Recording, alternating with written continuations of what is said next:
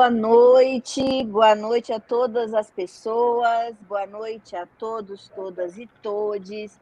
É uma alegria enorme que nós quatro estamos aqui hoje para a nossa primeira aula aberta do semestre, não é? Do semestre do curso de Pedagogia à Distância da UERJ, nossa disciplina Informática na Educação. É uma alegria enorme mesmo, antes de abrir aqui o espaço para conversar com vocês, e aí eu já convoco todo mundo a participar do chat aqui no canal do YouTube. Como a aula é aberta, a gente conta com estudantes do Rio de Janeiro, né? Esse estado tão rico, tão desafiante. Então, aqui nós estamos falando diretamente com uma universidade que está descentralizada. A gente defende a educação à distância como uma modalidade de democratização do acesso à universidade pública, laica, gratuita e de qualidade. Os polos para nós são campos, extensões da nossa universidade. Eu sou muito suspeita, porque essa disciplina, inclusive, é a minha disciplina primeira na UERJ. Hoje eu sou professora da Universidade Federal Rural do Rio de Janeiro e continuo há 15 anos aqui coordenando essa disciplina com o maior prazer, porque o consórcio CEDERJ, que faz a logística e todo o acompanhamento desse projeto, é uma rede. Então, todas as universidades que participam formam essa grande rede. E eu estou falando com pessoas de Itaguaí, Resende, Petrópolis, Nova Iguaçu, Nova Friburgo, São Pedro da Aldeia.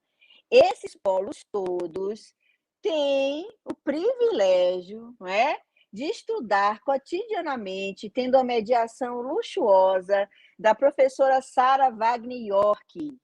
E, além disso, né, Sara Wagner York, professora aqui, nossa docente online, tem uma história muito incrível no nosso sistema. Sara foi aluna também, não é, Sara? Aluna do Polo São Pedro da Aldeia, tendo a honra de ter as mediações da professora tutora Mônica Resino, que a gente chama a Mônica Resino, né, na intimidade, da pedra primeira, porque a Mônica é tutora dessa disciplina desde que a disciplina foi criada, né, Mônica? E eu vou deixar a Mônica contar quanto tempo ela tem de experiência. Mônica Resino hoje trabalha com os polos de Angra, Belford Roxo e Magé, e a gente tem também o Wallace Almeida, que trabalha com os polos de Paracambi, Rocinha e Três Rios. Essa é a nossa equipe, tá? Ela já foi um pouco maior, mas a gente trabalha também no sistema de carga horária expandida. Então, essa é a equipe da disciplina Informática na Educação. Eu sou Edmeia Santos, professora coordenadora da disciplina, e essa live tem alguns objetivos. O primeiro de todos é abraçar cada pessoa, abraçar cada polo, abraçar cada estudante, né? Comemorar também a vida. Estamos vivos, estamos vivas, atravessamos com saúde, né?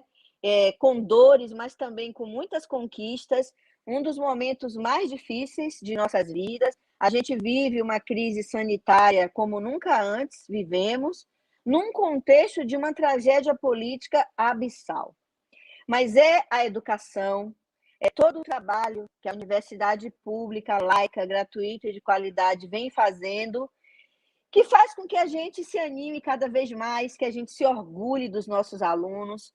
Os nossos alunos e alunas formam-se pedagogos e pedagogas, e a gente adora receber as notícias de sucesso, não é, Wallace, Mônica, Sara? A gente adora saber quando vocês passam nos concursos, resolvem fazer pós-graduação, né? Então, aqui eu tenho uma equipe de docentes formados e formadas também na pós-graduação. Mônica Resino é especialista em informática aplicada à educação pela UERJ. Sara Wagner York é doutoranda também pela UERJ. e o Wallace Almeida, doutorando pela Universidade Federal Rural do Rio de Janeiro, né? Para mim também, como professora dos três, é uma honra tê-los comigo nessa equipe. E essa disciplina, gente, ela é muito cara, porque além da gente discutir dilemas e potencialidades do digital em rede, o digital em rede está para o nosso tempo, como as máquinas eletromecânicas estiveram para a sociedade industrial. O digital em rede não só é infraestrutura dos modos e dos meios de produção, de conhecer, como é também rede, como nos permite, em potência, estarmos conectados com os nossos corpos, nossas vozes, nossas narrativas. O digital em rede nos permite conexões com o conhecimento, com as culturas, com as subjetivações. Formar professores numa universidade descentralizada, para nós, é um desafio, uma honra, e eu tenho muito orgulho de estar com vocês. A nossa disciplina informática na educação, ela se transforma muito, porque cada vez que uma tecnologia dita nova, né? Cada vez que a informática vai se desenvolvendo e através dos seus dispositivos e aplicações chega ao cidadão e à cidadã comum, nem sempre foi assim. Há 25 anos, talvez 30, quando começamos a estudar tudo isso, esse era um conhecimento muito restrito a pessoas brancas, de classe média, urbanas. Poucos de nós, no final do século passado, tínhamos acesso ao computador, e mais que isso, poucos de nós tínhamos acesso ao computador como máquina semântica, como canal de produção de conhecimento, conversação, rede educativa. Esse era um saber para poucos. E com a evolução das interfaces, também com a evolução e o forjamento de políticas públicas de acesso e acessibilidade aos meios digitais, mas também de acesso e acessibilidade a processos formativos, qualquer pessoa com conexão hoje pode forjar uma rede educativa, pode se juntar com outros, com outras, com outros e produzir conhecimento. Onde tem gente ensinando e aprendendo, tem sempre uma sala de aula em potência. Então, o que a gente faz dentro do curso de pedagogia, com o nosso desenho didático, é mobilizar multiletramentos. O que isso significa? Nós mobilizamos saberes para que professores e professoras possam lançar mão da informática para ensinar mais e melhor, para formar cidadão, para formar cidadã, para desenvolver processos de leituras e de escritas em múltiplas linguagens, de forma multimodal. O digital em rede permite que a gente trabalhe com textos, imagens, sons, que a gente misture isso e articule com outras áreas curriculares das ciências, das artes, da filosofia. A informática nos permite chegar mais perto dos nossos alunos, porque nós adultos, principalmente quem tem mais de 40 anos, sabe que fomos crianças e adolescentes no audiovisual, né? Quem nos educou como mídia foram o rádio, a TV e, para muito pouca gente, o cinema. Hoje a gente lida com tudo isso, só que a internet democratiza muito mais todas as mídias massivas, porque além da gente ter na internet todas essas mídias que eu falei, a internet é uma incubadora de mídias, como diz o André Lemos. É um espaço que a gente tem tudo que a humanidade produziu em termos de linguagens, mas a gente está todo dia forjando uma mídia nova e um uso novo de tudo isso. Lamentavelmente, projetos nefastos possuem um letramento muito bem feito, forjado para o mal. Vivemos, lamentavelmente, uma era da cibercultura chamada de pós-verdade.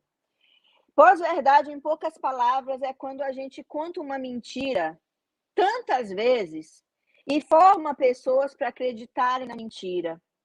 Isso, gente, tem comprometido o nosso bem maior, que é a democracia. Essas mensagens, elas são produzidas, compartilhadas em rede, formam corpos, mentes, corações, e a gente precisa fazer alguma coisa em relação a isso tudo. Por isso que nos últimos anos, e principalmente neste ano aqui, nós temos investido num desenho didático que procura mostrar para os nossos alunos e para nós mesmos como que a gente pode identificar uma notícia falsa, como que a gente pode identificar uma notícia falsa e, ao mesmo tempo, educar os nossos alunos, desde a escola básica, a reconhecer uma notícia falsa, produzindo contraditos. O que significa isso? Uma notícia falsa precisa ser mapeada como falsa e a gente precisa, nas nossas comunidades educativas, construirmos notícias verdadeiras, ou seja, conhecimento com ética. Então, o objetivo de hoje é abraçar, dar boas-vindas. Eu não vou me delongar muito, eu já vou chamar aqui para a conversa a professora Mônica Resino, a professora Sara, o professor Wallace. Mônica Resino e Sara farão as primeiras falas, trazendo um pouco o abraço para vocês e também a experiência que elas têm na mediação direta, porque vocês sabem que no curso de Pedagogia à Distância, coordenação da disciplina é responsável pela autoria do desenho didático, pela autoria dos processos de avaliação, pela formação continuada da equipe de tutoria, mas quem interage diretamente com cada aluno, com cada aluna, é o seu professor tutor. Quem está no ambiente, tirando dúvidas, colocando mais provocações para o debate, é a equipe de tutoria. Então, Mônica, com você. Boa noite, Neia. Boa noite, Sara. Boa noite, Wallace. Boa noite a quem está nos assistindo. Como a Neia falou, né? Eu estava na disciplina quando ela iniciou. Então, quando ela começou, era uma docência à distância, não era docência online, né? Era uma docência bem reativa, onde os alunos perguntavam e se respondia, nós atendíamos telefone, então era assim, bem à distância e não havia muita interação, era mais perguntas, respostas. E quando a coordenação passou para a professora Edmeia, então ela veio com esse quadro que ela está mostrando agora, com esse desenho didático, de ter uma docência online, onde nós podemos assim interagir, provocar, estar próximo ao aluno. Então, o principal é isso. E eu percebo nesse tempo, né, nessa experiência de um pouquinho mais que 15 anos, né, que os alunos, eles, para não se sentir tão distante, o que eu acho muito importante, eu acho que é a dificuldade que alguns alunos têm, de estar próximo do tutor à distância, mas de forma virtual. Como?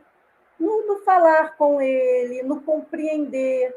Como nós debatemos um pouco, nós estávamos passando por um momento terrível, né? A pandemia e tudo, e nesse momento, muitos tiveram perdas, outros tiveram dificuldades, né?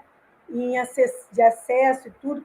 Então, o tutor é que está ali para compreender, para não só mediar os conteúdos e tudo, mas também entender esse outro que está do outro lado ali daquela tela ou do outro lado da plataforma, né, do ambiente virtual.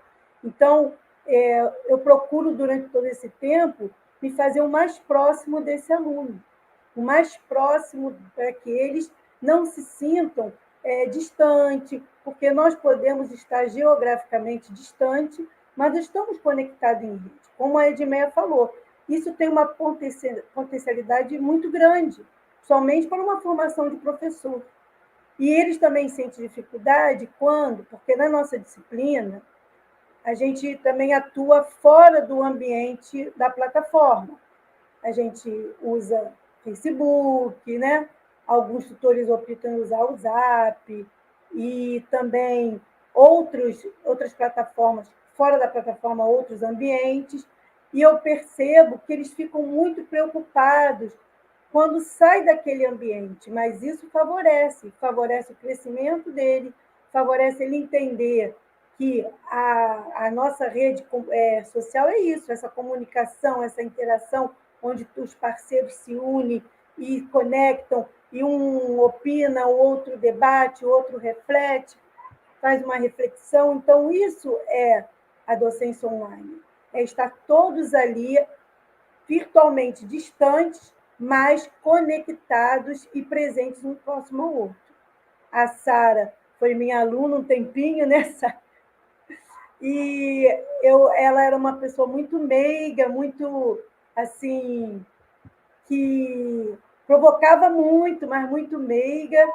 E eu tento assim, eu tento me colocar o mais próximo para que ele entenda que ele não está sozinho ali numa plataforma respondendo, botando conteúdo, desse modo que eu procuro levar a nossa disciplina.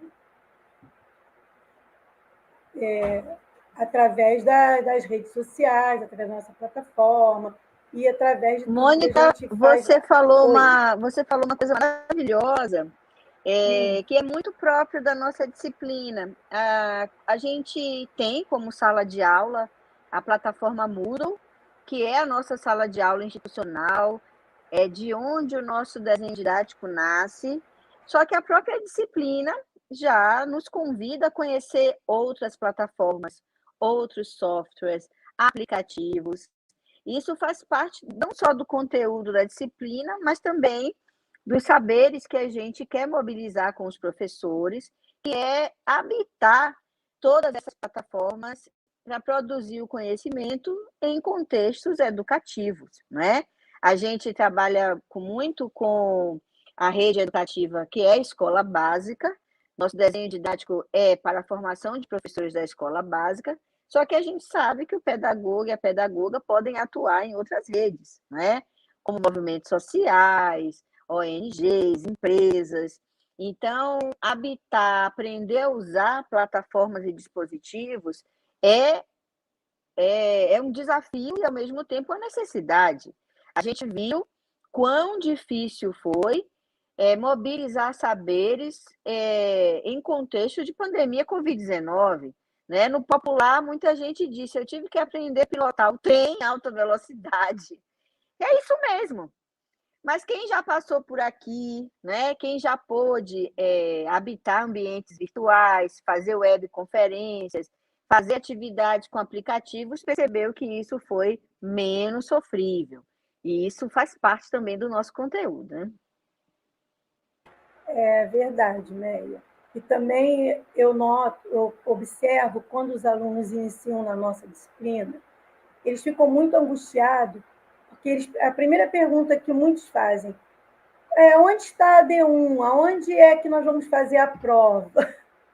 Porque estão acostumados com um método muito tecnicista, né? Que vem daquela coisa de fazer a prova e a nota. Então, aí eu boto já lá, eu mando um texto já bem explicativo, umas orientações, que nossa AD vai ser online, que nós vamos participar dos fóruns, vai ser através dos debates, vai ser através das interações, e alguns ficam muito angustiados. Eu confesso que tem que ir aos poucos para eles entenderem que a diferença de uma tutoria à distância e de uma docência online. Eles ficam, no princípio, tentando, não sei se acontece com os colegas, mas eles ficam um pouco agoniados, angustiados, para saber aonde está a nossa D1, como é que ele vai fazer, onde está a prova. Exatamente. Sobre o desenho didático, todo mundo já está aqui no chat, dando boas-vindas, localizando aqui seus polos, muita gente já valorizando, não é, o conteúdo, a centralidade do tema. Mas eu acho, Mônica, que você tocou aí num ponto ótimo, a diferença de educação à distância para a educação online. Você gostaria, Sara, de explorar um pouco isso aí, já começando dando essa diferença aqui para nós? Eu acho que eu tenho tanta coisa pensada para falar, e assim, quero iniciar então agradecendo muito a cada um de vocês, agradecendo a minha eterna professora, Edmeia Santos, e minha eterna orientadora nessa disciplina, Mônica Resino, meu parceiro Wallace Almeida, que tão sabiamente nos conduz nesse desenho didático, né, Mônica? Onde a gente vai aprendendo ali tudo e aprendendo isso de modo muito facilitado. Quero começar, Meia, eu acho que, inclusive, lembrando aqui um trechinho de Paulo Freire, quando ele diz que quem ensina aprende ao ensinar e quem aprende ensina ao aprender. Ensinar inexiste sem aprender e vice-versa. E foi aprendendo socialmente que, historicamente, mulheres, homens descobriram que era possível ensinar. Foi assim, socialmente aprendendo, que ao longo dos tempos, mulheres e homens, pessoas de todos os lugares e espaços, perceberam que era possível, depois, preciso, trabalhar de maneiras, caminhos e métodos de ensinar. Né? Aprender precedeu ensinar, ou, em outras palavras, ensinar se diluía na experiência realmente fundante de aprender. Eu estou dizendo isso e fazendo uma leitura de Paulo Freire, porque eu quero saudar os meus mais de 100 alunos que estão aqui. Eu estou tendo a honra de, pela primeira vez, estar com uma turma que, para a Mônica, acho que era muito fácil fazer isso. Ou Mônica é tão professora, ela é tão incrível, uma educadora tão gigante, que ela fazia parecer muito fácil. Não é? Assim como a Edmeia, assim como o Wallace. Quando a gente vê uma coisa muito fácil sendo feita por alguém, antigamente eu pensava, eu também posso. Hoje eu sempre me questiono o quão fácil, o quanto isso é tão elaborado que faz parecer fácil. Edmeia é essa pessoa que faz parecer fácil tantas complexidades e talvez por isso seja tão importante para nós. Então, saudando esses meus 6 polos, eu deixo aqui um abraço muito carinhoso em nome da nossa equipe, em nome de todos nós, porque é uma turma que está comigo esse ano, foi de outros tutores, Frida passou por aqui, então eu vou saudar com muito orgulho, muito carinho, os 21 alunos do Polo de Petrópolis que estão matriculados nessa disciplina e que são parte desse processo de ensinagem, aprendizagem que a gente tenta conduzir de alguma forma hoje. A gente sabe que é um tempo muito difícil, são 171 mortos, 126 desaparecidos, mais de 900 desabrigados, e cada um de nós, ao pensar essa conversa com vocês, lembrava a todo tempo dessa dificuldade. Como ano passado, o tempo todo, Edmeia falava, olha, tem uma aluna que tem uma urgência, tem uma aluna que tem uma especificidade, e a gente tentava conduzir de todo modo para que todos e todas e todos se sentiam muito próximos do trabalho que a gente vinha desenvolvendo. Talvez aqui esteja a grande diferença entre esse ensino à distância e esse ensino online que Edmeia me provoca a discutir aqui. Então, a gente vai tentando trazer essa proximidade. Por outro lado, Meia, posso esticar um pouquinho mais? Vai. Eu não sei. Vai? Vai que é tua. Então, vou... Inclusive, Sara, como você é moradora de São Pedro da Aldeia, tá todo mundo aqui, tá, dando boa noite, porque, gente, fisicamente a Sara encontra-se em São Pedro da Aldeia, Mônica em Madureira, o Wallace em Santa Teresa, no Rio de Janeiro, e eu aqui no Leme, Rio de Janeiro. Isso, então, estamos todos no estado do Rio de Janeiro, mas a Sara esbarra com os alunos dela na padaria, por exemplo. Sim, hoje aconteceu uma coisa muito desse jeito. Assim, eu estava aqui, moro no centro da cidade, eu estava na Xerox e uma aluna chegou e eu não conhecia. Eu sou deficiente visual, para quem não me conhece ainda, então eu sou cega deste olho e tenho uma complexidade no outro olho, então uso telas ampliadas, uso uma lente de contato, mais o óculos, e às vezes eu passo por arrogante, assim, porque eu sou aquela pessoa que não costuma, ou sai falando oi para todo mundo, ou não fala oi para ninguém, porque eu não estou enxergando muitas vezes. E aí uma menina chegou e falou: isso aqui é um documento que a gente tem que colocar no programa? Falei: minha filha, do que você está falando? Que eu não tinha noção. Ela falou: professora Sara, foi sua aluna, isso aqui é do 6º seminário. Ela estava fazendo a xerox da documentação. Esses processos, eles são a própria materialização disso que a Edmeia falou tão maravilhosamente, que é o acesso aos processos formativos, e que me lembra a todo momento das redes educativas, mas, sobretudo, Mônica, o modo de estar próximo quando a gente está geograficamente distante, que foi o que você disse, nos processos de cidadanização de muitos sujeitos que aqui estão. Eu não gostaria, assim, não vou conseguir dizer tudo que eu penso, mas existe uma peculiaridade na aproximação com vocês. Tem gente que vai entrar aqui e vai cumprir a disciplina porque está passando e precisa logo de um diploma, e ele não está enganando a nós, ele está enganando a si mesmo, né? Tem gente que vai vir para cá e vai entender que existe um processo laboral, elaborativo, acontecendo em rede, e vocês serão provocados, o Wallace vai trazer isso logo mais adiante, vocês serão provocados ao trabalho em rede online. E isso talvez seja uma das coisas mais fabulosas, né? Porque vocês vão perguntar: mas precisa ser de 2, precisa ser de 3, precisa ser de 10 em algum momento aí dessa jornada?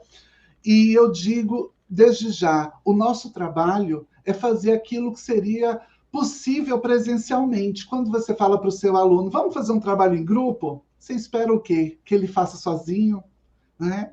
Então, aqui também a gente fica tentando mobilizar esses multiletramentos, como a Edmeia sempre nos explica e me ensina, né? Eu fui aluna dessas pessoas incríveis que estão aqui, e aí vou encerrar dizendo o seguinte, vou encerrar, Meia, com uma frasezinha de Nilda Alves, que Nilda Alves é essa parceira antiga nossa, né, que você sempre traz, você sempre cita, e Nilda Alves, ela diz assim, lá pelas tantas: cada um de nós, antes de termos o direito legal de sermos professores e professoras, que muitas vezes nem mesmo é adquirido em nosso país, aprendemos o ofício nas inúmeras aulas assistidas, compartilhadas durante toda a trajetória que nos levou a escolher a profissão em múltiplos contextos cotidianos. Nessa trajetória, aprendemos gestos, expressões, maneiras, palavras, movimentação do corpo, como o professor ou a professora deve se vestir, como ela deve falar, como encaminhar um trabalho com seus alunos, ou alunas, ou alunos, como aprender em conversas com outros docentes, como se dirigir às autoridades educacionais, ou como receber os pais, como fazer múltiplas linguagens. E aí eu quero lembrar aqui, com esse excerto dessa professora, que hoje já é uma senhora do campo, uma referência nos estudos do cotidiano, eu quero lembrar que vocês estão aqui dentro de um curso que chama Pedagogia. E eu demorei muito tempo para entender que Pedagogia era o curso mais lindo do mundo. Dos 3 cursos superiores, eu também acho. Eu estou no meu 4º curso superior e vocês estão no curso mais lindo de todos, que é o curso que nos ensina a coisa mais importante da vida: aprender. É assim que eu encerro a minha fala. Vamos aprender. Isso aí. Nesse final de semana, eu estava no espaço cultural com outros professores e muita gente dizia: não, porque eu sou das letras, eu sou da matemática, e eu simplesmente disse: eu formo professores. Foi aquele silêncio. Então é isso, gente. O pedagogo e a pedagoga, né, na rede educativa que atua, tem esse papel de coordenar os trabalhos, o planejamento, o projeto político-pedagógico, coordenar a própria formação continuada, estar com essa equipe multidisciplinar de várias pessoas licenciadas, organizando, cuidando de cada ato de currículo. E aí eu vou chamar aqui o Wallace, que fez pedagogia também na UERJ. E o Wallace Almeida, gente, ele é docente online, tutor, como a Mônica, como a Sara. Só que ele, nesse desenho didático, tem um destaque muito especial, porque ele é autor desse desenho didático. Esse desenho didático, criado por Wallace Almeida, sobre a minha coordenação, a minha orientação, é o dispositivo da tese de doutorado dele, já qualificada no programa de pós-graduação. E isso também, pessoal, é o que faz a diferença de estudar numa universidade pública. Tenho muito orgulho de fazer pedagogia e tenho muito orgulho de estudar na UERJ, porque os professores de vocês são pesquisadores e pesquisadoras. Não são apenas dadeiros de aula, como a gente fala na Bahia, né?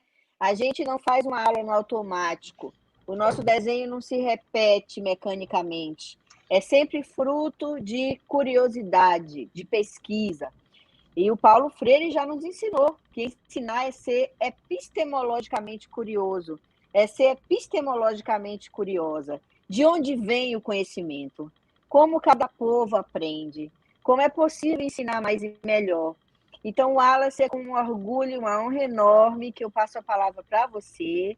Nós três vamos ficar aqui nos bastidores. Eu peço que, inclusive, as meninas acessem agora o YouTube para a gente conversar com a turma. E, ao mesmo tempo, também dar boa noite para quem não é do sistema, quem não é do curso, mas que está aqui com curiosidade para aprender um pouco que desenho didático é esse. E aí eu vou postar para vocês, gente, um link que vai levar vocês ao desenho didático aberto. Nós postamos esse desenho didático num ambiente aberto para qualquer professor, qualquer professora do mundo replicar e atualizar o que a gente faz aqui com vocês em exclusividade. E como eu disse, esse ano é um ano de combater mesmo esse pós-verdade com educação, com docência boa. O Wallace é com você. O Wallace agora vai falar sobre tudo isso, apresentar o desenho didático, e a gente vai ficar aqui, Wallace, no chat, inclusive trazendo questões para você, tá bom? Venha. Então vamos. Deixa eu só compartilhar aqui.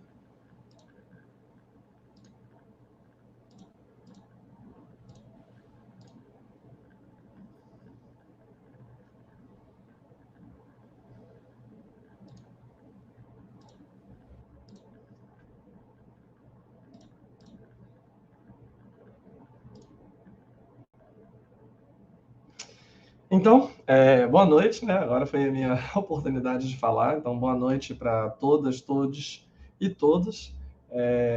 Como a Meia falou, né? Nós temos a honra de estar aqui com vocês nessa disciplina, mais um semestre. E o nosso propósito, nesse caso, é dialogar com vocês e aprender, né, com vocês como a gente pode pensar a verificação de fatos na educação. Porque o que acontece?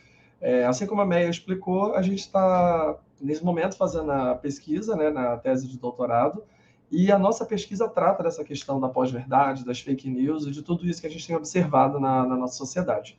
Então, pensando com a Meia, uma forma da gente criar um desenho didático capaz de combater o que a gente tem visto, foi que surgiu a nossa iniciativa nessa disciplina. Por quê? A gente percebeu que ficar apenas assistindo o que a gente estava vendo na sociedade, na mídia e tudo mais, e não fazer nada de volta, não estava sendo coerente, né? Porque cada dia que passa, né, as pessoas aprendem a usar mais as tecnologias digitais em rede. E os movimentos populares também, sejam eles democráticos ou não. E o que a gente tem percebido é que quanto mais o tempo passa, mais os movimentos antidemocráticos, aqueles que não se preocupam, né, em ter um compromisso com a verdade tem ganhado espaço.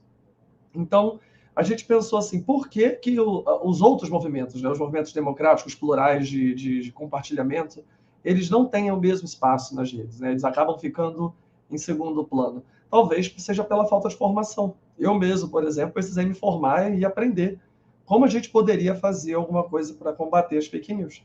Então, foi nesse sentimento e nesse propósito que a gente começou a nossa pesquisa. Então, essa disciplina informática na educação, ela tem sido um espaço muito importante de aprendizado para mim e para os outros também praticantes da disciplina nos semestres anteriores, e agora vai ser a oportunidade de vocês também, de colaborar nesse movimento de combate, né, às fake news. A gente não acredita que vai resolver o problema das fake news, não é essa a proposta da nosso desenho didático, mas sim de promover um contradiscurso, né, de não deixar a falsidade e a mentira falando sozinha. O nosso propósito é combater as fake news na mesma capacidade que elas têm, de diálogo, de compartilhamento, de propagação. Então, pensando nisso, a gente criou coletivamente esse desenho didático e vai continuar co-criando com vocês. Porque o nosso desenho didático ele não é uma coisa fixa e rígida, que não muda. Ele, na verdade, ele é uma construção minha, da Meia, da Sara, da Mônica, de todos vocês também, de todos vocês. Então, conforme a gente for vivendo a disciplina, atividades e conteúdos vão surgindo, novas ideias, novas interações vão surgindo para a gente poder responder a nossas inquietações à altura, né?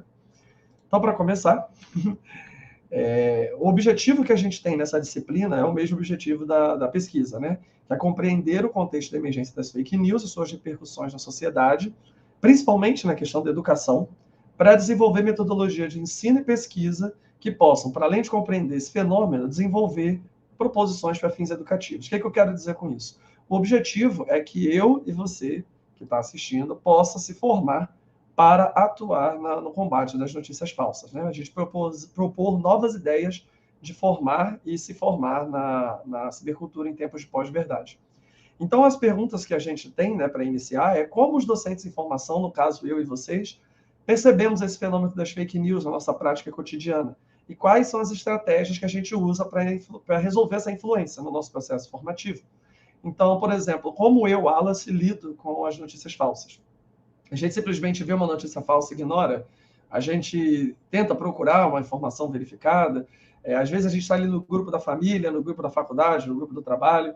E como a gente lida quando entra uma informação que a gente vê que é falsa ou que a gente tem dúvida da sua autenticidade, né? Essa é uma questão para a gente pensar e está bem discutida aí no nosso desenho didático.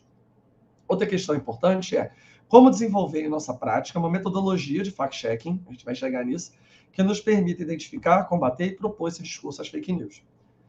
E a última questão é como a pesquisa-formação na cibercultura, em especial no uso de aplicativos, pode contribuir para pensar a formação docente na época da pós-verdade. Então, respondendo a primeira questão do fact-checking, né? O fact-checking ele é uma metodologia de verificação de fatos, foi criada pelas agências de verificação de fatos. Hoje em dia, a gente tem uma organização internacional, que é a IFCN, que é a International Fact-Checking Network.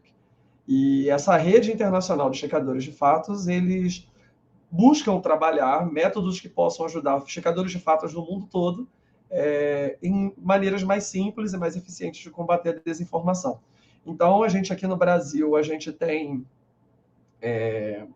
a Lupa, tem aos Fatos, são duas que eu tenho certeza que trabalham na rede internacional de checadores de fatos, onde elas colaboram usando o que está funcionando aqui no Brasil e que possa funcionar também em outros países. A gente vai ter iniciativas do Brasil, da Europa, da Ásia, de todos os lugares do mundo onde tem pessoas preocupadas com a checagem de fatos. Então, a gente se baseou um pouquinho nesse método da checagem de fatos para poder colocar isso também no nosso desenho didático, para poder aprender, né, com essas instruções, como a gente faz um processo ali, científico, né, de checagem de fatos. Na questão da pesquisa-formação da cibercultura, a pesquisa-formação da cibercultura é um método de pesquisa consolidado pela professora Edmeia Santos, onde a gente acredita que várias questões devem ser olhadas na questão da pesquisa. Por exemplo, pesquisar na cibercultura é atuar como praticante digital em rede. Então, o que isso quer dizer? A gente trabalha com vocês e nós também juntos. Ninguém é apenas coletador de dados, nem provedor de dados, né? A gente busca, na verdade, trocar e compreender uns com os outros novas formas de aprender. Então, eu aprendo com vocês, vocês aprendem com a gente, nossa mediação aprende com vocês, e vocês aprendem também. Então, a gente está sempre nesse processo de troca dialógica, onde pesquisa e aprende ao mesmo tempo. Então, a partir dessas questões, né, de que não coletamos dados, que todos nós somos praticantes de rede, e todos nós estamos sempre ali nesse diálogo, a gente vai buscar sempre aprender o tempo todo uns com os outros nessa troca cotidiana, né? Então, o nosso contexto, como a professora Isméia já apresentou, é a questão da disciplina na informática na educação. Como vocês conhecem, vocês são os alunos, né, nossos praticantes da disciplina, sabem que a gente tem uma pluralidade muito boa de polos, né? A gente tem bastante capilaridade na nossa disciplina. Então, a gente tem polos espalhados por todo o Rio de Janeiro. Isso é interessante, porque aquilo que funciona na minha realidade talvez não possa funcionar na de vocês. Então, o que funciona aqui em Santa Teresa, talvez em Paracambi é diferente, e em São Pedro é de outro jeito. Então, a gente vai aprendendo e vai trocando nossas realidades, né? O que a gente faz aqui, o que vocês fazem aí, para poder produzir uma questão que possa funcionar e que possa inspirar novas práticas de pesquisa, né? Então, a nossa proposta aqui é vivenciar, compartilhar experiências formativas na colaboração, para a gente desenvolver, então, esse desenho didático que nos ajude a perceber o fenômeno na nossa prática e tratar estratégias para a metodologia de combate à fake news. Então, o que é, né, essa questão do fenômeno? A gente tem visto aí em todos os lugares a questão das fake news, né? E principalmente a questão da pós-verdade, né? A professora Santaella, ela vem dizer que a pós-verdade é o momento onde a verdade não importa mais. Por quê? Porque as pessoas falam aquilo que querem falar e as outras vão ouvir aquilo que querem ouvir. Então, explicar nesse contexto o que é verdade e dizer qual é a verdade do fato é muito complicado. Porque às vezes que você pesquise, que você encontre ali a informação verdadeira, a informação fatual, né, aquela que é puramente fato, não tem opinião emitida ali no processo, mesmo assim as pessoas vão ler fatos de formas diferentes, né? Então, se eu disser um evento, uma pessoa passou e caiu em algum lugar, alguém pode dizer que ela caiu porque foi empurrada, outra vai dizer que ela caiu porque ela tropeçou. Então, essa manipulação do fato para poder criar e produzir discursos é uma questão muito importante da nossa pesquisa e no trabalho que a gente vai desenvolver durante a disciplina nesse semestre. Porque é entender qual é a origem do fato e como o fato deve ser trabalhado para não gerar dúbia interpretação, outras interpretações, e assim produzir a informação verdadeira. Então, é muito importante a gente tentar olhar além da informação, né? Quando chega uma informação para a gente, buscar entender qual é a origem daquela informação, para onde ela vai, quem ela privilegia, a quem ela interessa, né? E não simplesmente compartilhar aquilo de forma sem consciência, sem pensamento e sem interação. Então, o maior propósito da disciplina é que nós nos formemos assim, com esse olhar crítico, para também formar os nossos alunos, nossos praticantes da nossa realidade. Além de ser mediador da disciplina aqui do CEDERJ e também de ser doutorando da professora Edmeia Santos, eu também sou professor do município do Rio de Janeiro. Eu trabalho na SME do Rio de Janeiro, na Secretaria Municipal de Educação, e estou numa escola na Quarta CRE. Então, eu dou aula, né, cotidianamente também com meus alunos e as crianças lá da sala. E a gente trabalha isso o tempo todo. E eles chegam dizendo, professor, estão dizendo aí na rua que tem um carro preto que está sequestrando criança, entendeu? Então, a gente tem que trabalhar com eles. Mas, espera aí, por que estaria fazendo isso? De onde vem esse boato? De onde surgiu essa história? E aí a gente trabalha, então, o tempo todo esse tipo de informação. Porque a desinformação, ela não tem um público específico. Ela afeta todo mundo, em todos os contextos, em todas as idades. Desde a criança até o adulto. E vai trabalhar justamente para movimentar os nossos sentimentos, as nossas emoções, para que a gente, através dessa questão de sentimento e emoção, a gente não pense. E agindo sem pensar, né, a gente tome decisões precipitadas. Por isso que é muito importante a gente entender, né, esse contexto de onde a desinformação é compartilhada, para poder trabalhar a verdade, né, a verdade dos fatos. Então, nessa proposta de entender como isso funciona, a pós-verdade e tudo mais, a gente desenvolveu e vai desenvolver com vocês também nesse semestre o nosso dispositivo de pesquisa. O que é o nosso dispositivo de pesquisa, né? A gente tem um projeto que funciona com o nome de Regulus, tá? Projeto Regulus, e ele foi escolhido como uma homenagem ao grande educador e filósofo da educação brasileira, né? Paulo Regulus Neves Freire, Paulo Freire.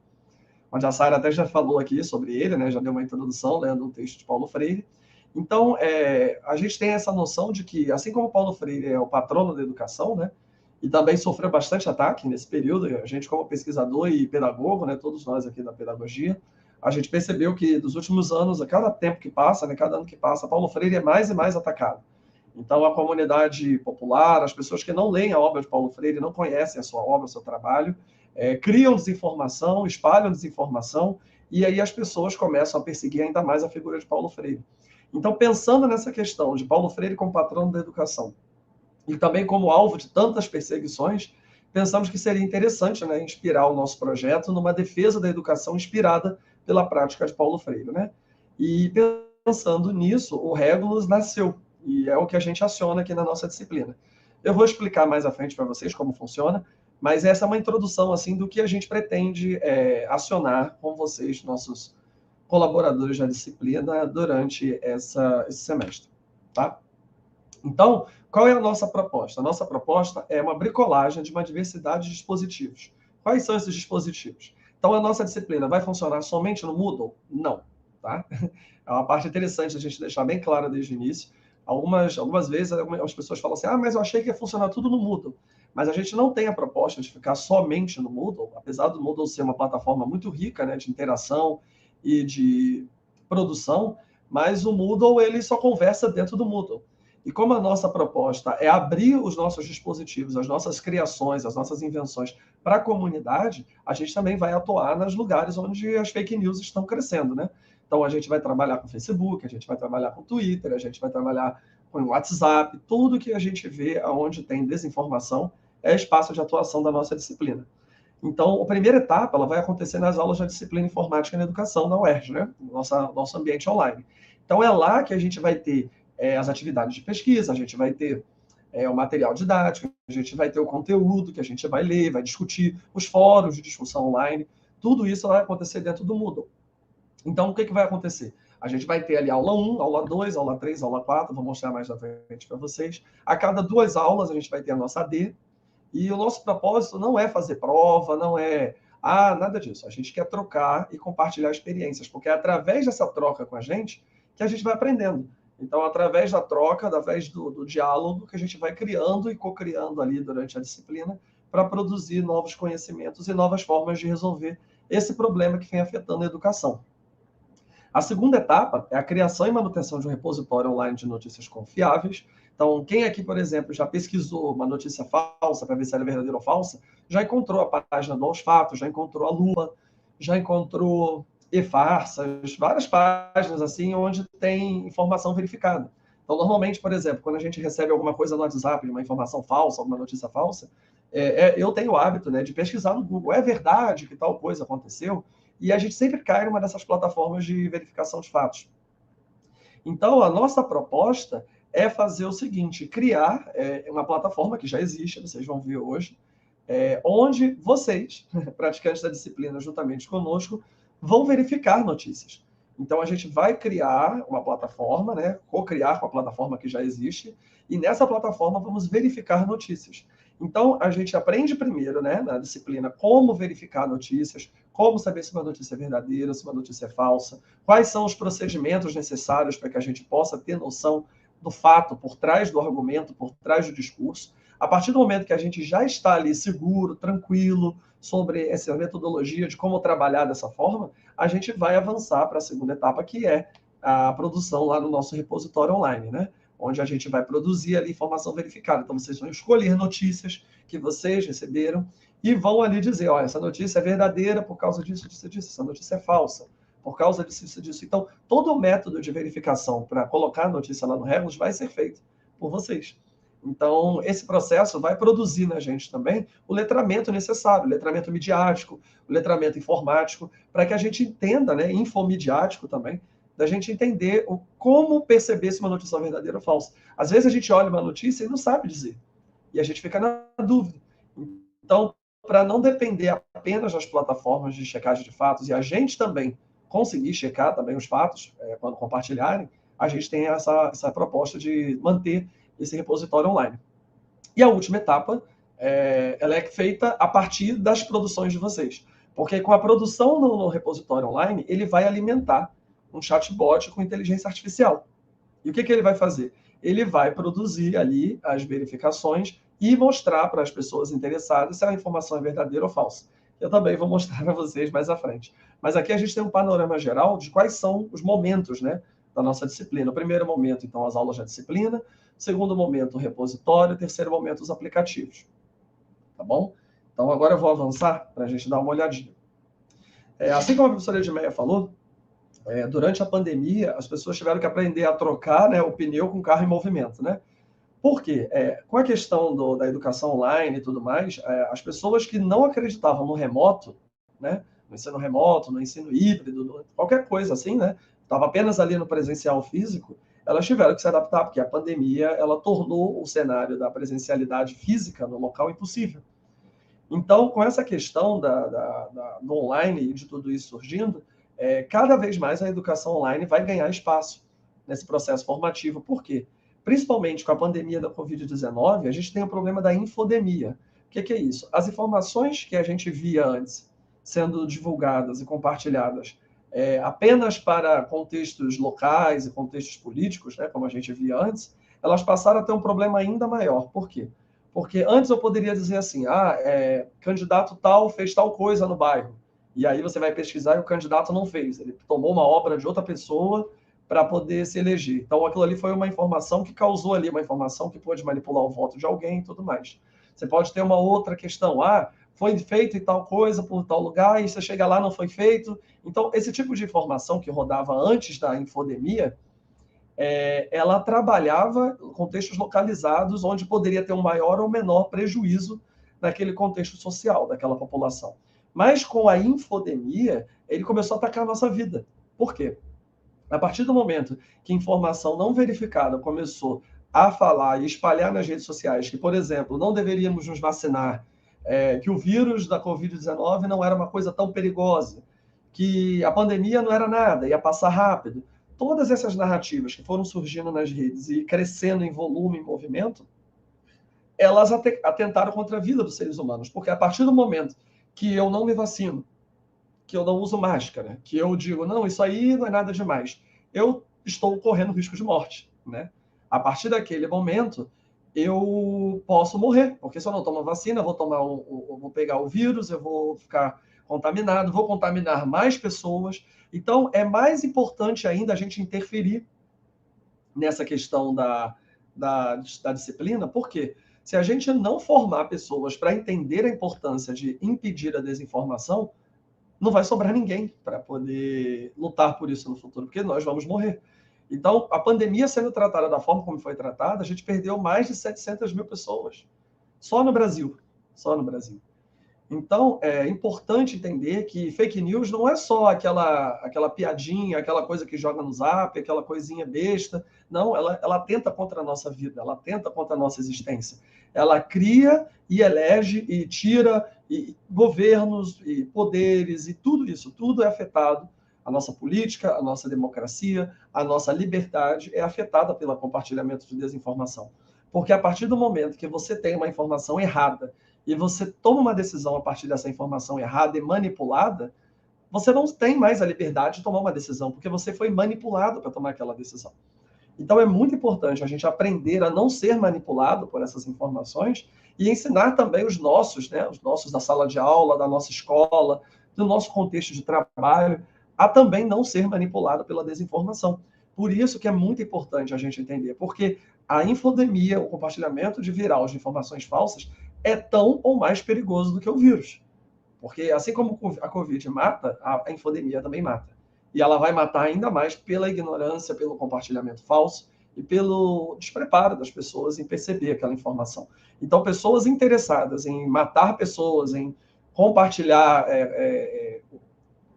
os piores contextos possíveis, os piores cenários possíveis, elas vão usar a desinformação. E, se precisar, vão tomar também as nossas vidas. Então, é por isso que é muito importante a gente, ainda mais agora, em tempo de pandemia, a gente combater a desinformação e não deixar falando sozinho, né? Porque se a gente está falando sozinho, a pessoa olha para o lado e vai ter a mentira, olha para o outro lado não tem a verdade. E aí? Vai tomar a decisão como, né?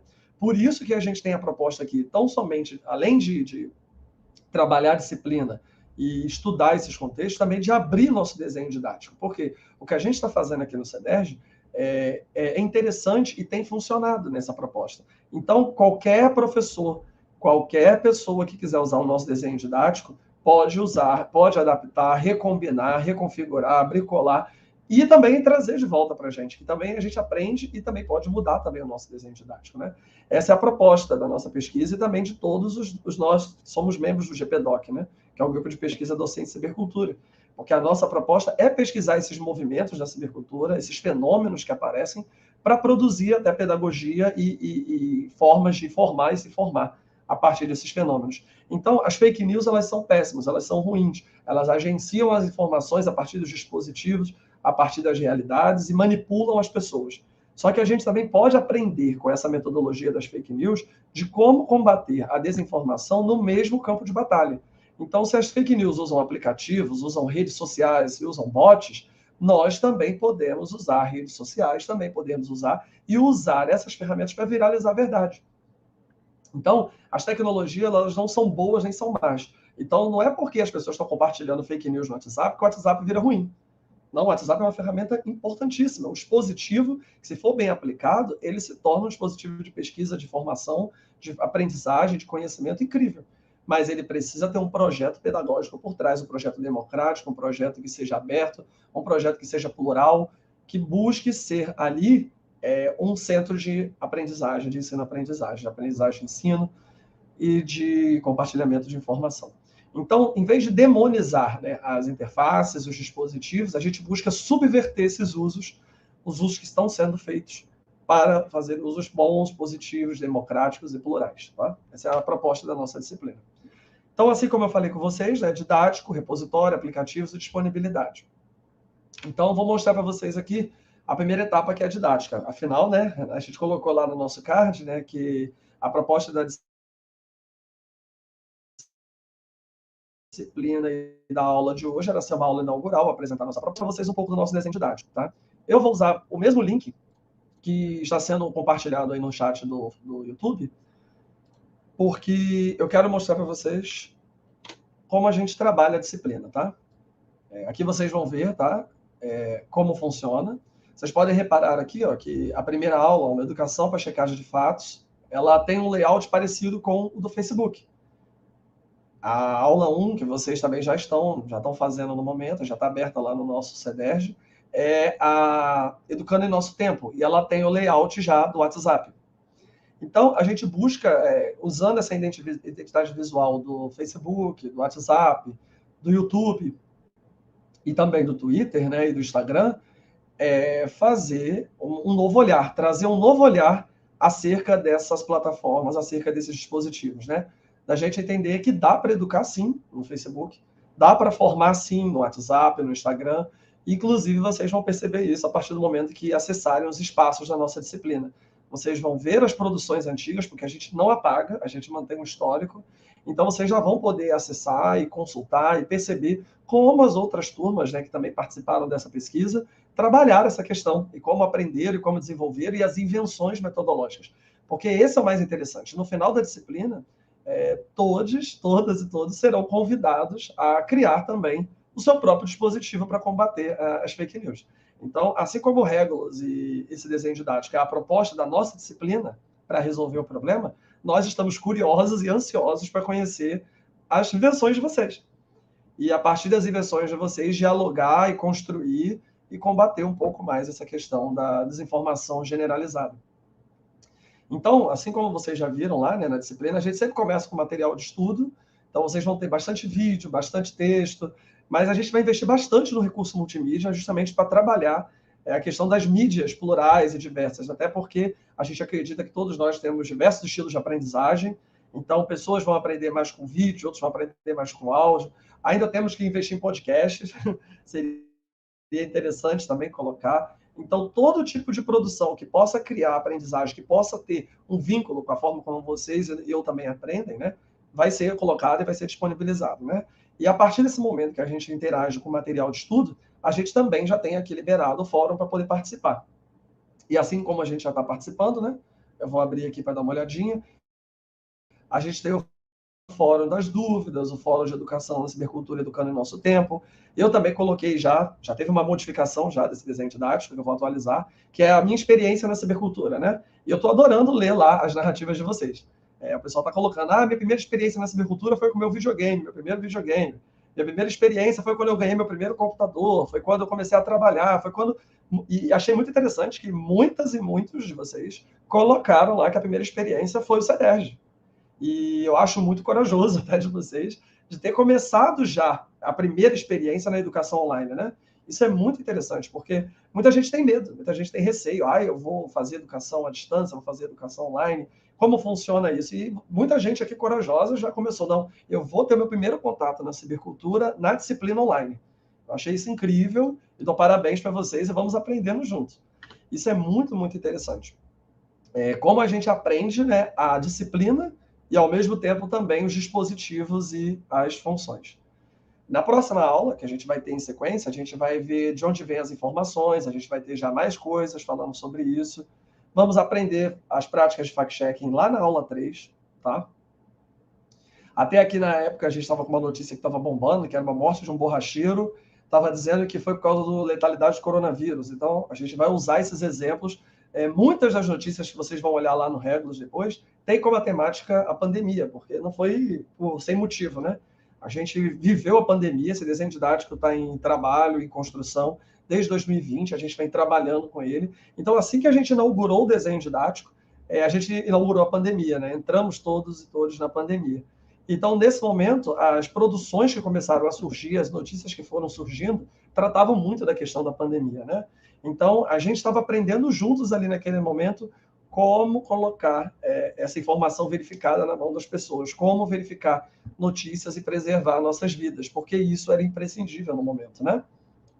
Então, a última etapa já vai ser a produção de vocês, novas produções educativas, onde vocês vão produzir coletivamente. Então, a proposta na aula 1, que é a que a gente está agora, é introduzir o cenário da cibercultura. Entender o que é a cibercultura, essa cultura contemporânea, mediada pelo digital em rede, o que ela tem feito, como ela vem aprendendo na nossa vida. A gente tem aqui material falando sobre a EAD, porque a cibercultura não é uma evolução da EAD, tá, gente? A gente já viu aqui, vocês viram aqui durante a disciplina, que a cibercultura é o que vai produzir a educação online, né? A educação online não é uma evolução da EAD.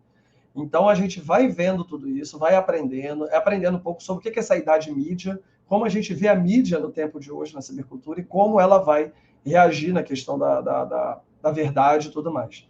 Para na aula seguinte, que é a aula 2, a gente já vai trabalhar o conceito de filtros bolha, a questão de pós-verdade, algoritmos. A gente vai ver toda essa questão somente na aula 2. Então, a gente vai trabalhar bem essa questão da cibercultura e seus fenômenos, a saber, principalmente, a pós-verdade e as fake news, para, na próxima aula, a gente já ter essa questão do que é a filtro invisível, como que funcionam os algoritmos, porque toda a informação que a gente encontra na internet, ela é mediada por algoritmos. Então, a gente tem que entender como esses algoritmos funcionam para poder usar eles ao nosso favor. Na aula 3, a gente vai ver, né, o trabalho do fact-checking, que é essa verificação de fatos.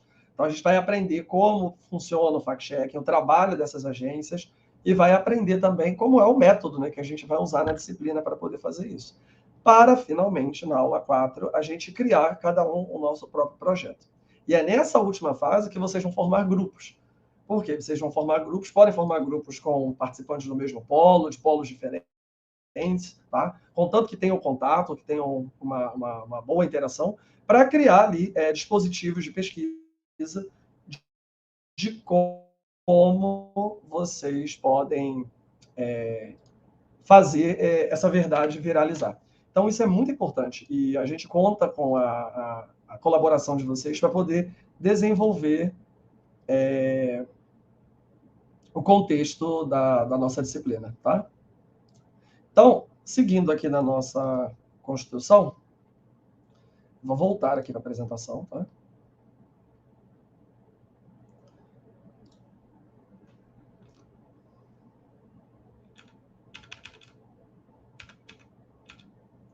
Como eu mostrei para vocês, tá? O nosso desenho didático tem a proposta aí de ressignificar a interface visual dos aplicativos para chegar agora na segunda fase, que é o repositório. Vocês vão ver mais para frente o Regulus. todos e todas estão convidados a acessar nosso repositório. O link do Regulus é regulus.me. Eu vou abrir aqui, tá? Aqui vocês vão poder entender mais um pouco do que é o ciberativismo, que é o que a gente tem trabalhando na nossa disciplina, tá? Questão do fact-checking, como funciona isso na educação. Regulus, porque Regulus, né? Paulo Freire. E aqui conhecer o nosso arquivo de notícias verificadas. Então, abrindo aqui, vocês no futuro vão poder colaborar, mas hoje a gente vai acessar. E vai ver aqui, ó, algumas das notícias que foram verificadas pelas praticantes do último semestre. Então, aqui a gente tem, ó, o pessoal de Paracambi, tem aqui Nova Iguaçu, e aqui vocês vão vendo, ó, por exemplo, Red Bull terá que indenizar consumidores que não ganharam asas. É uma notícia verdadeira ou falsa? Parece piada, né? Mas aconteceu, realmente teve que indenizar. Então, ó, quem contraiu o vírus está imunizado? Foi verificada a informação. Gás de cozinha por R$50 estava sendo vendido em algum lugar. A Pfizer usa a ivermectina como medicamento para ser usado após a vacinação. Então, tudo isso daqui foi produção dos semestres anteriores. Então, convido vocês até a navegar por essa plataforma para poder ver como já funciona e como foi feita essas produções, tá? Inclusive, esses links vão ser depois compartilhados nas redes sociais e as pessoas vão compartilhando para poder mostrar o alcance, né, da verificação das nossas notícias. Olha a outra aqui, ó. Vacina contra a Covid-19 causa impotência em homens, tá? É falso, tá, gente? E isso, na época, muita gente compartilhava para não tomar vacina, porque o pessoal, principalmente meus amigos aí do sexo masculino, né? O pessoal tem muito essa questão do gênero masculino de ter medo da impotência e tudo mais, então trabalharam essa questão da impotência para não tomar a vacina da Covid-19, né? Isso foi muito, muito preocupante e espalhou em muitas redes aí e convenceu muita gente a não se vacinar, né? Então, baseando nisso, aqui vocês vão poder colaborar no futuro e promover mais ainda, né, essa plataforma, tá? Todos esses links que a gente está mostrando aqui vão estar disponíveis na disciplina, tá? Aquelas pessoas que não têm acesso à disciplina, esses links também estão disponíveis lá no nosso desenho didático aberto, tá? Que foi compartilhado.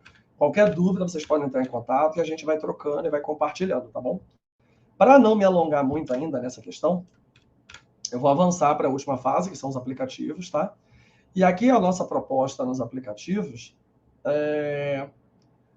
essa questão toda dos aplicativos, elas vão trabalhando com base naquilo que a gente já tem na base lá do Regulus.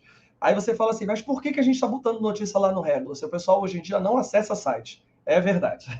As pessoas hoje em dia não acessam site. Tudo funciona em aplicativo. A gente fala assim, como é que faz o serviço? A pessoa já entra na Play Store, na Apple Store, para baixar o aplicativo, não é isso?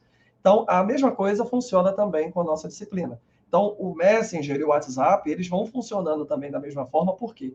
Para quando uma pessoa tiver uma dúvida sobre uma notícia, se ela foi verificada pelos praticantes da disciplina, no caso vocês, ela vai estar disponível para ser verificada, tá? E isso vai ser muito interessante, porque vocês vão ver o trabalho de vocês sendo usado para informar mais pessoas. Então, é nesse contexto que a gente deixa de lado um pouquinho a inteligência artificial e tira ela de cenário para botar como protagonista a inteligência coletiva. O que é? Essa inteligência que a gente produz coletivamente na disciplina. Então, eu, você, a Mônica, a Sara, todos nós aqui, professora Edmeia, vamos alimentar essa base de dados e vamos formar outras pessoas que são praticantes ou não da disciplina. Pode ser alguém que esteja interessado, que recebeu ali o link e vai verificar lá no Regulus e vai perceber se a informação é verdadeira ou falsa, né? Então, isso é muito interessante para a gente entender e disponibilizar uma coisa que seja acessível para todo mundo. Para ninguém, na hora da dúvida, ficar assim, mas onde é que eu faço isso? Como é que eu chego nesse ponto? Como que eu vou verificar? Então, eu vou fazer uma demonstraçãozinha rápida aqui também, tá? Hoje, a forma mais simples de usar o nosso chatbot do Regulus é usando através do Messenger, tá? Então, eu vou recomendar que vocês usem no Messenger e vou postar aqui o link para vocês. Só para a gente ver como funciona, tá? Então, se você tiver o aplicativo do Messenger, do Facebook Messenger no celular, ou tiver no computador, você consegue acessar. Então, aqui eu vou usar, vou mandar aqui um olá. E toda a plataforma funciona automatizada, tá vendo? Ele já respondeu aqui, olá, meu nome é Regulus, sou um chatbot de verificação de notícias. Você pode saber mais sobre mim, digitando quem é você, pode pesquisar uma notícia, digitando verificar, ou enviar uma nova notícia para análise usando o comando cadastrar. Preparado?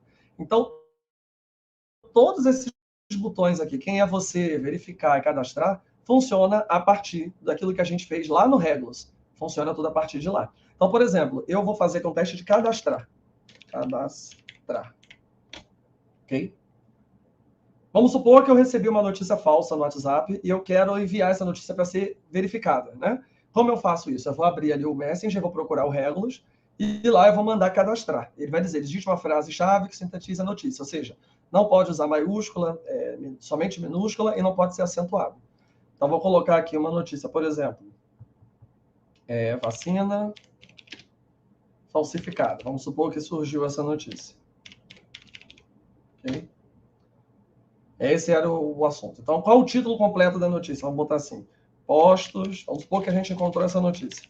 Postos estão usando vacina falsificada. Tá? Aí, se você recebeu através de algum link, alguma coisa, posta aqui o link que também vai ajudar a gente a verificar. Então, eu vou colocar aqui notícias falsas.com. Foi nesse site bem confiável que a gente encontrou essa informação. Então, ele falou, obrigado pela sua colaboração. Enviar essa notícia, você ajuda a combater a desinformação. A partir desse momento, a gente vai conseguir receber essa notícia para ser verificada. E se alguém vier depois e pesquisar, tá? Pesquisar, deixa eu ver aqui qual é a palavra-chave. Desculpa, verificar. Se alguém vier depois e digitar verificar, tá vendo? Ele vai dizer, digite a frase-chave. Eu vou botar aqui, o mesmo vacina falsificada.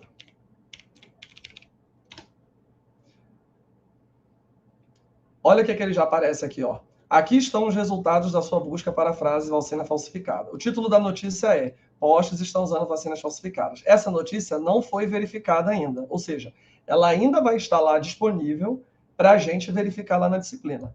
Veja o nosso processo de verificação aqui. Está em processo de verificação e em análise, tá? Essa é a forma normal que a notícia vai ficar assim que vocês enviarem. E como fica uma notícia que já foi verificada? Por exemplo, eu mostrei para vocês ali a questão da vacina causar impotência. Então, eu vou verificar. Tá? Vamos ver se ele encontra. Vacina causa impotência. Sem acento, tá? Sem nada. Vamos ver se ele encontra. Olha aqui. Aqui estão os resultados da sua busca para a frase-chave. Vacina causa impotência. Título da notícia. Vacina contra a Covid-19 causa impotência em homens. Essa notícia é falsa. Veja nosso processo de verificação aqui. Se clicar nesse link, vai encontrar a verificação que foi feita por uma das praticantes da disciplina no semestre passado. Ó, no caso, foi a Carolina Lopes, ela fez essa verificação em 17 de outubro de 2021. E aqui ela mostra o processo de verificação, que ela aprendeu na disciplina para poder ver se essa notícia era verdadeira ou falsa. Então, é muito interessante a gente conseguir trabalhar os aplicativos, trabalhar a realidade, a inteligência artificial e trabalhar a produção daquilo que a gente faz no Moodle de forma real e de forma útil para a sociedade. Então, essa é a proposta da nossa disciplina, é formar pesquisadores, professores e cidadãos que saibam verificar essas notícias para si, para o próximo e para os outros, né? Os seus alunos, seus interlocutores, todas as pessoas que produzem algum tipo de formação. Então, é muito importante a gente estudar esses contextos para a gente poder atuar contra a desinformação. Eu vou postar aqui para vocês o primeiro link, que é o nosso desenho didático, tá? Foi postado agora aqui no chat da transmissão. Vou postar para vocês o link do Regulus, onde vocês podem já ver nosso repositório no estado atual, de como está funcionando, de quais são as notícias que já estão lá verificadas, tá? E vou postar também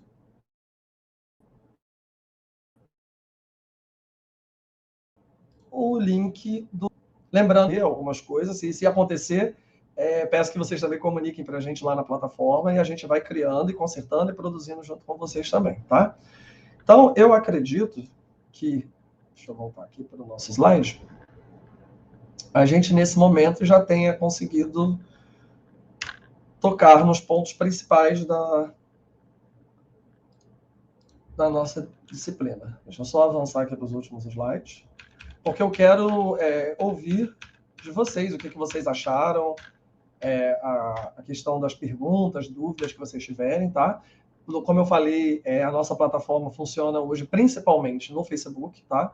Ela também funciona no WhatsApp, mas aí ela é mais instável pelo próprio WhatsApp, pela forma como o WhatsApp funciona.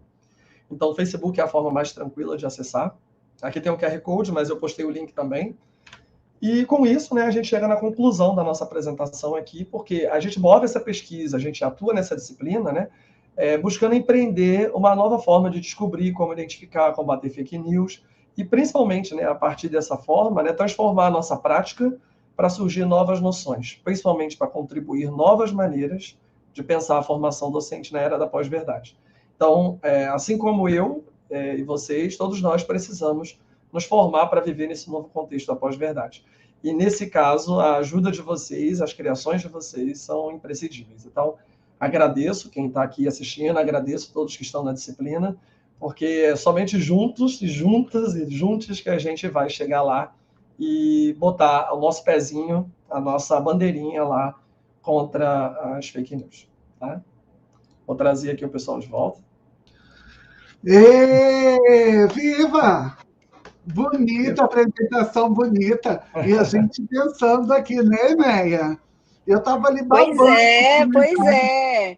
Olha só, eu quero registrar aqui a presença de grandes professoras formadoras também, amigas queridas, professora Simone Lucena, da Federal de Sergipe, professora Socorro Cabral, da UESB, que já está aqui, Wallace, convidando a gente para fazer esse dispositivo lá na Secretaria de Educação. E a gente fica muito feliz, porque tudo que a gente quer é compartilhar nosso dispositivo, mas eu quero aproveitar e deixar algo muito claro. O desenho didático, aquilo que a gente chama de desenho didático, é o planejamento com a arquitetura, com a inteligência pedagógica, da intencionalidade, com o que a gente entende por arquitetura de conteúdo com situação de aprendizagem. Desenho didático, em poucas palavras, é a sequência didática dos conteúdos e as atividades para mobilizar todos esses saberes que o Wallace trouxe aqui, né? Vocês viram que ele falou de cada aula e o que a gente pretende com cada aula. Esse desenho didático, nós abrimos esse conteúdo e postamos lá no nosso ambiente virtual de aprendizagem, que é o docenciaonline.pro.br. Agora, gente, ali é o desenho didático que você pode replicar, não é, Wallace? Pode recriar, trazer sua autoria. Agora, nenhum desenho didático para educação online funciona sem a presença de bons professores mediando as atividades. Então, na nossa disciplina, né, Informática na Educação, do curso de Pedagogia à Distância da UERJ, a gente tem a mediação pedagógica de Wallace Almeida, Mônica Resino e Sara Wagner York, tá? No fundo, cada docente online, não é, Wallace, é também um coautor do desenho didático, porque cada vez que a gente oferta o mesmo desenho didático para novas turmas, o desenho didático se modifica. E a tese do Wallace conta essa história. Inclusive, o Wallace já qualificou o seu projeto em dezembro do ano passado. E daqui a um mês, talvez 2, a gente vai circular aí o convite da defesa da tese. O Wallace está trabalhando para isso. Então, o que a gente compartilha é a proposta. E aí a gente convida mesmo, né, os grupos de pesquisa aqui presentes, A gente tem aqui a presença da professora Fernanda, não é? Nossa Nanda Monzato, que é coordenadora pedagógica do município de Belfor Roxo. Tem um monte de gente que apareceu aqui. Então, se vocês quiserem, podem replicar esse desenho didático. A gente só pede que cite a fonte, fale, né, da nossa autoria e que deem notícias também de como vocês estão trabalhando, mobilizando sua própria equipe de docência online. Porque não adianta jogar o desenho didático na rede e achar que ele vai funcionar sozinho. Essa, inclusive, é a diferença entre a educação à distância e a educação online. Na educação à distância massiva, os desenhos didáticos são partilhados para o aluno estudar sozinho no seu autoestudo. Não há mediação de docente, e essa é a grande diferença. Em educação online, o desenho didático ele se materializa na ação. E, para isso, a gente precisa ter bons professores, e eu tenho muito orgulho de dizer que essa equipe é maravilhosa. Então, agora eu vou falar com vocês, estudantes. Aproveitem a oportunidade. Nos tornamos docentes online, sendo estudantes online, tá? Porque com a pandemia, essa prática acabou acontecendo, muita gente teve que aprender com o trem andando em alta velocidade, mas falar de docência online é algo muito raro nos currículos dos cursos de pedagogia. Dentro do próprio curso de pedagogia à distância, nem todas as disciplinas são online, tá? Muitas são mesmo ainda baseadas na educação à distância, mas é autoinstrucionista, ou seja, o conteúdo é disponibilizado, você estuda, responde, não é, as avaliações, e aí o tutor entra para corrigir e lançar nota. Aqui não. Aqui a nossa avaliação à distância, não é, Sara, Mônica, Wallace, são os momentos de participação mesmo nas atividades. Então, vamos aproveitar. Aqui no chat nós não temos questões, nós temos muito mais relatos. Muito E aí eu queria também, Sara, já passo a palavra para vocês,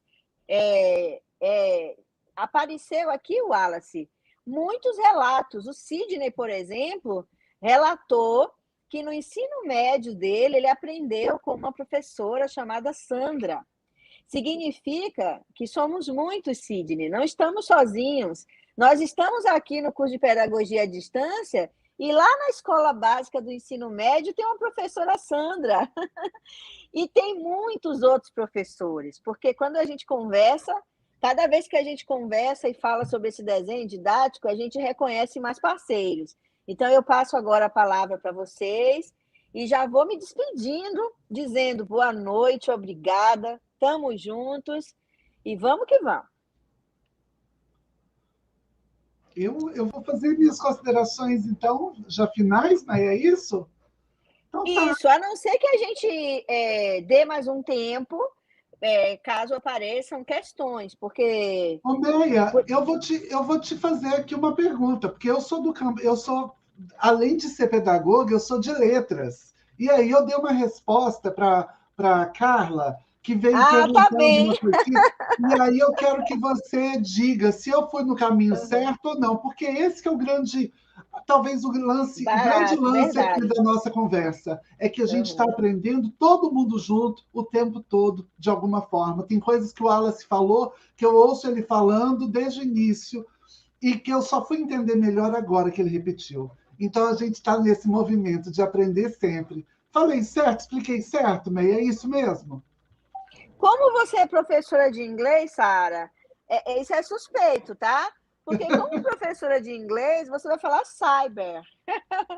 Cyber, sim. Aí seria, se a gente fosse falar inglês, seria cyberculture, né? E a gente mistura, a gente fala cybercultura, mas a gente também pode falar cibercultura. A gente pode falar tudo em português. Sim. Então, tanto faz, cibercultura, cybercultura, porque já faz parte do nosso léxico. Tem uma comunidade científica que fala cibercultura, Eu, por exemplo, falo cibercultura. Inclusive, isso está legitimado na Associação Brasileira de Pesquisa em Cibercultura, tá? Hein, Meia? Muita gente explodiu com essa noção, hoje prefere falar em cultura digital, né? A professora Simone Lucena, com seu grupo, fala em culturas digitais, mas a verdade é que cibercultura é a área, é o campo. E a cibercultura, inicialmente, foi entendida como a cultura do ciberespaço, ou seja, essa produção humana mediada por essa internet habitada por seres humanos em processos de comunicação. O ciberespaço, gente, é a internet habitada por seres humanos em processos de comunicação. Só que o ciberespaço nunca esteve apartado das cidades, nunca esteve apartado dos territórios físicos. A gente tinha uma sensação de que eram espaços apartados e diferentes quando a gente não tinha dispositivos móveis, como celulares, tablets, laptops, e quando a internet era acessada por pontos físicos, telefone físico. Mas quando a gente começou a ter uma internet andando com a gente, com os nossos corpos em movimento, através dos celulares, essa noção de ciberespaço fora da cidade ficou cada vez mais tênue. A gente só sabe que a gente não está na internet por constrangimentos das conexões. E alguns teóricos, principalmente artistas, pelo fato do ciberespaço estar tão imbricado com a gente, resolveram, teoricamente, explodir com o conceito de cibercultura. Só que isso é uma bobeira, é uma besteira, e eu não estou falando sozinha, estou falando com outras pessoas da comunidade científica. A exemplo da professora Lúcia Santaella, que, assim como eu, defende a noção de cibercultura mesmo, o que politicamente é muito importante, né? Então, eu aproveitei também, expliquei uma treta na área. Sim, deixa eu só invadir rapidinho. Longe de ter a formação de letras da Sara e toda a eloquência da professora Edmeia, eu joguei aqui no Google rapidinho, e pelo que eu entendi, o cyber tem Y. Então, quando a gente bota com I, é ciber mesmo. Então, mas assim, o mais importante, talvez, seja a gente pensar assim, que nesse mundo que a gente começa a descobrir, entre tantos outros mundos, né? Que eu sou de uma época que falava-se ele e ela, e meus alunos hoje são elo. A gente faz questão de lembrar isso o tempo todo, não é? Sim. Então, assim, num espaço onde você pode utilizar esse ciber, né? Abrasileirado, português, brasileiro nosso, junto com o espaço, eu acho que faz muita referência, ao invés de dizer cyber, que é uma palavra americanizada ou de origem inglesa, junto com o espaço, né? Cyber, espaço, me parece uma coisa meio assim, antagônica. Mas quando se juntam também cria uma outra densidade, que eu acho que é muito para esse lugar onde nós caminhamos a partir de agora, né, Meia, Mônica e Wallace. Meia adora isso, porque ela fica falando de ubiquidade, aquela outra palavra que agora me foge do Deleuze, que é da junção, da bricolagem, e aí a gente vai fazendo isso, né? O mais importante, talvez, seja como utilizar esses tantos aparatos, né? E as interfaces que nos estão aí disponíveis. Talvez seja isso a grande sacada dessa disciplina para cada um de vocês. E aí, Sara, muito bom esse seu destaque, por quê? Porque nós devemos habitar todos os espaços que quisermos, como um direito humano. Então, assim como a gente incentiva que os nossos alunos entrem nos museus fisicamente, assistam às exposições, entrem na loja que quiser, experimente a roupa que quiser experimentar, é o seu direito, a gente também tem que habitar o ciberespaço, dando a essas interfaces, que inicialmente são mercadológicas, um outro uso, não é? Porque muitas dessas interfaces foram usadas mesmo para ganhar dinheiro, né? Para fins militares, para fins científicos. E uma vez que a gente tem as conexões, por isso que todo o nosso trabalho também é um trabalho ativista, e aqui eu vou trazer o meu mestre, professor Nelson Preto, que sempre nos ensina que todo professor deve sim ser um ativista, ser uma ativista. Nós, em cada município, em cada secretaria de educação, em cada direção de escola pública neste país, a gente tem que batalhar pelo acesso público e gratuito às conexões. Acesso e acessibilidade a tudo isso e também acesso e acessibilidade a processos de formação. E o nosso curso, gente, é um projeto político que faz com que a universidade chegue em cada canto desse Rio de Janeiro. E isso é revolucionário. Estudar na UERJ não é a mesma coisa que estudar em outra universidade baratinha e ter um diploma. Quem estuda na UERJ, na UFRJ, na Universidade Federal Rural do Rio, na Unirio, não é? Que são as universidades públicas que fazem parte do consórcio, na UESO, né? Sabe o que é estudar na universidade pública. Então, vamos aproveitar e espalhar esse conhecimento que a gente tem aqui. Fala, Wallace. E para de falar que você é aluno do CEDERJ, meu filho. Você é aluno da UERJ, gente, pelo amor. Pois é porque... Você não é aluno do CEDERJ. Essa questão da UERJ, com certeza, né, que a nossa disciplina é na UERJ, mas a gente acaba vendo assim, o CEDERJ com um contexto tão legal da gente ver um projeto tão pioneiro, que é o CEDERJ, né, de unir universidades em contextos tão diferenciados e tão legal isso que eu acabo juntando tudo. Né? Por exemplo, eu agora estou com a professora Edmeia lá na Rural e lá tem CEDERJ. Né? Então, o pessoal da Rural, eu converso com o pessoal, você é mediador? Eu sou mediador da UERJ. Nossa, eu sou mediador aqui da Rural. E a gente está ali junto, no mesmo lugar, no mesmo espaço. Eu acho isso incrível, né? Como a gente conseguiu unir essas universidades em prol de formar pessoas e que esse projeto seja copiado e já está sendo, né, copiado por um monte de outros lugares. Mas o pioneirismo do CEDERJ inspirou a Universidade Aberta do Brasil, né, gente? O CEDERJ é anterior ao AB. Sim. Então, a gente precisa... Pioneiro, né? A gente precisa criticar de dentro para que ele fique melhor. Com certeza. Bom, de minha parte, eu só quero agradecer. A gente tem aqui 45 pessoas assistindo ao vivo agora, fora a quantidade que teve durante a live, né? Alguns tiveram que sair, outros foram entrando. A gente teve pico de 70 pessoas assistindo. E numa segunda-feira à noite, depois do trabalho, a gente sabe que o público da nossa disciplina são de trabalhadores. Nós também somos trabalhadores, estamos aqui. Eu dei hoje a aula o dia inteiro e estou aqui com vocês. Então, a gente agradece muito a atenção, a participação de vocês aqui. E estamos muito felizes de mais um semestre com essa disciplina, com todos vocês. E para os alunos de graduação que adoram reclamar da vida, eu não posso deixar de dizer que a Sara mora em São Pedro da Aldeia, estuda em São Gonçalo, não é, Sara? A Mônica mora em Madureira e dá aula em... Nova Iguaçu. Nova Iguaçu. Lá para a Baixada, isso. Também atua o Wallace mora em Santa Teresa, dá aula em Ramos, estuda em Seropédica, tá? Eu moro no Leme, trabalho em Seropédica. Com essa coisa do remoto, estamos dispersos, mas daqui a pouco a gente vai voltar a circular. Então, a Nanda, que está aqui, mora em Belford Roxo, dá aula em Belford Roxo, mas estuda em Seropédica. E assim, nossos corpos transitam aí por esse estado do Rio de Janeiro, né?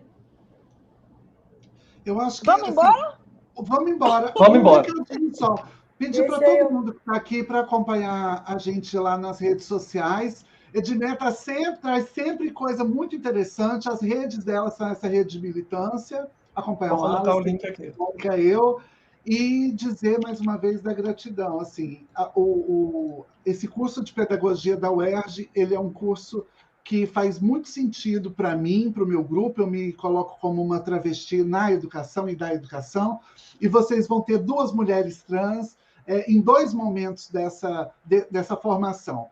Aqui, nesse momento, com a informática na educação, e mais adiante com uma outra professora que também está lá, e vocês vão conhecer, acho que no final quase do curso, ela está no 7º período, como tutora também, o que é um grande avanço para quando a gente fala que isso aqui é um espaço para todos, todas e todes. Gratidão, muito obrigado, Meia, Mônica e Wallace. eu também quero agradecer, né, os alunos que estiveram aqui participando, todos que assistiram, e dizer, como vocês falaram, que o CEDESB foi pioneiro, começamos ali vendo as dificuldades, tudo que foi acontecendo, e realmente é referência agora na educação à distância. E gratidão também por tudo, obrigada aí. A gente está na luta, trabalhando, estamos juntos.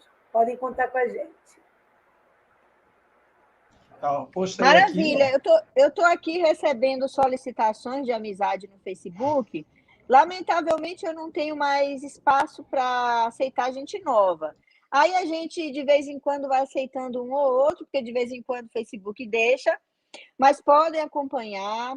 No Instagram, eu sou Meia Santos. Eu acho que vale a pena cada um dizer qual é a sua rede, mas vocês acham facilmente.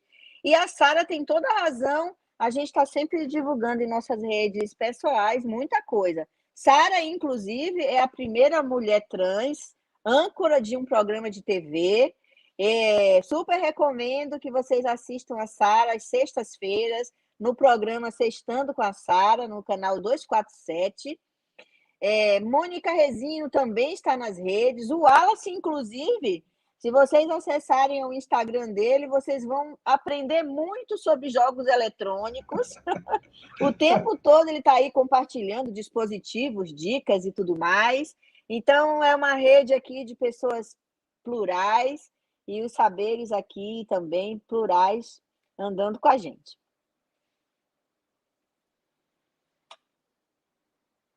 tchau, povo. Até a próxima. Vejo vocês nos fóruns. Até a próxima. Obrigada.